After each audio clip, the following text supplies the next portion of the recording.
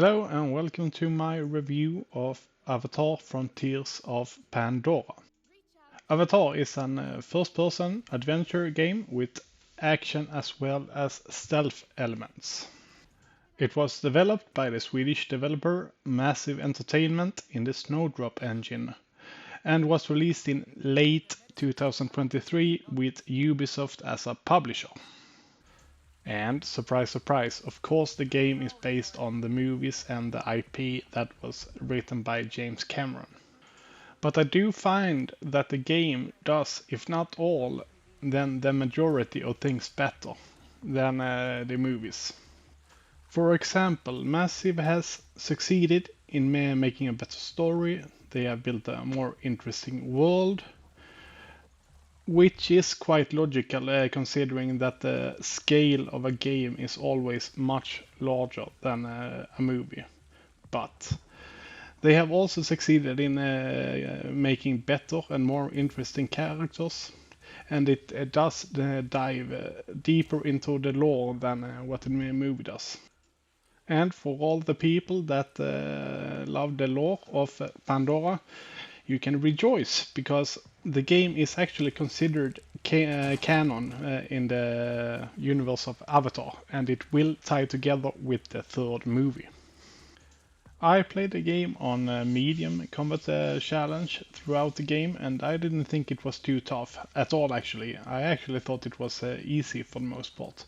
So if you're well versed in FPS game, I would recommend you to choose the harder difficulty to have a more enjoyable experience. You can also change the level of guidance in the exploration part of the game. I did try to play the game with no guidance for a couple of hours, but I changed it back to default since it's more time consuming having no guidance at all. But I did find it quite funny to actually traverse the map without any guidance, so if you like that, I will recommend it. Before you dive into the world of Pandora, you can also create your own Navi. It is somewhat limited, but you will get more cosmetics when you progress through the game, through exploration and finishing side missions and main missions. The game begins 16 years after Jake Sully from the movies went native. The player is together with three friends thrown in with a resistance group made out of Na'vi and humans after spending time with the RDA and the TAP, the Ambassador Program. Hellbent to throw the RDA out of Pandora and reclaim their land, the player is set out to unite the clans to together fight the RDA. Part of the game also revolves around figuring out what happened to your and your friend's clan, the Sarentu, which you are the only surviving members of. So it's somewhat of a mystery that is unfolding throughout the game. The game story is not focused on love, such as the movies, but rather on tragedy, survival, and revenge. And Massive actually tells the story of Frontiers of Pandora quite well. It's actually a tragedy that is unwrapping throughout the game that you will be a part of. The game's main story is, however, linear, so there's no branching of moral choices whatsoever. And the game actually would be better with moral choices, considering the world you're a part of. But the story of the game is actually really good, and it's no doubt where the game shines. The side quests as well are not at all bad, and I highly recommend that you do them when you travel through Pandora. One of the first things that I noticed when I got into the game is actually how beautiful it is. They have really nailed the setting of Pandora, both visually and the sounds of it. The game world is huge, and of course it's huge, it's a Ubisoft game, but it's also quite diverse. And you will feel like a Navi when you're running around the forests of Pandora or flying around on your Ikran above the steppes of Pandora. Speaking of feeling like a Navi, they have really put in some effort to make the difference between humans and Navi. There's a notable height difference between yourself as the Navi and the humans, and obviously you're faster and stronger than the humans, which will also show itself when you're attacking with your weapons. When you'll melee a human, you will send them flying across the map, or if you shoot them with your bow, it's like impaling them with a ballista bolt.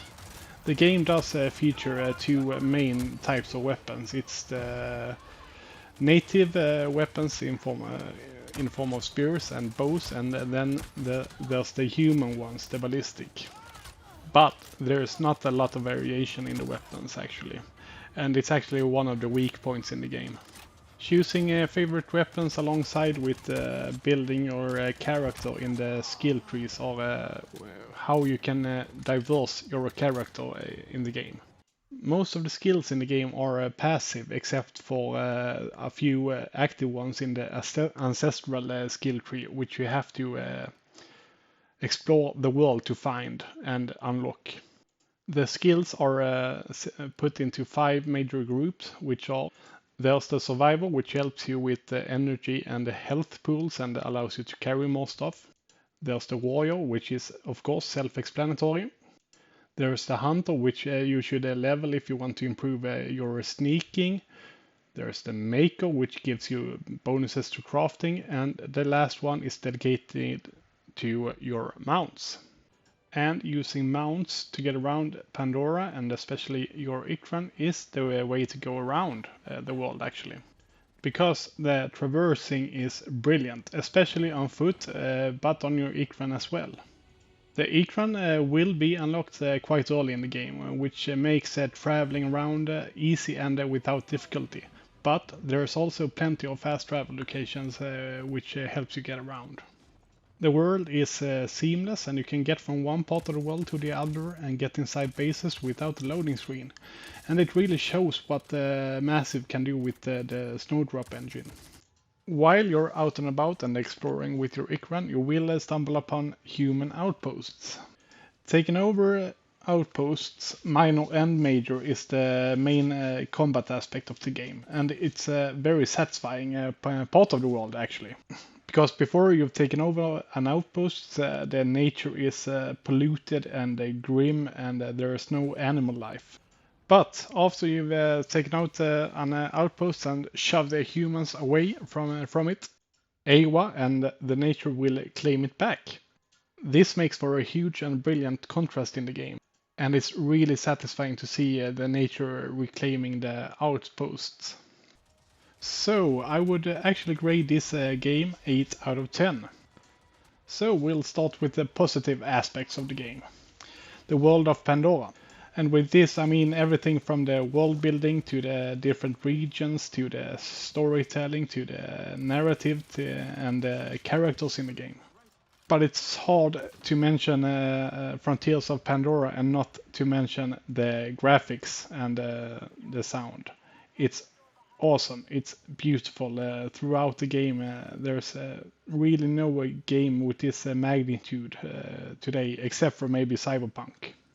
And the last positive part is the exploration. You'll actually want to explore the world. It's different from the other Ubisoft games, seeing that it's an alien world. You don't need this much human interaction when you're out and about. And you'll want to explore the world and want to find out what's happening to it. But of course, the game also has its flaws. It can get repetitive a la Ubisoft if you're not careful and trying to vary yourself in the gameplay. The gunplay is also lacking in the game, unfortunately. And this is from the studio that's given us Division 1 and 2. And as I've mentioned before, the lack in variation of weapons and skills, and especially active skills actually, is one of the main flaws of the game. But to sum it up, Avatar Frontiers of Pandora is a solid gaming experience, and I really recommend it. I did finish the game in around 30 hours with a fair bit of exploration and side quests. I do think that the pricing is fair, considering how big the game is, but I'm not too fond of the 70 euros pricing, so as always, I will recommend getting it on sale. I really do hope that you enjoyed my review. If you like my reviews and like what I do, feel free to subscribe and comment below. Take care, folks, and see you around.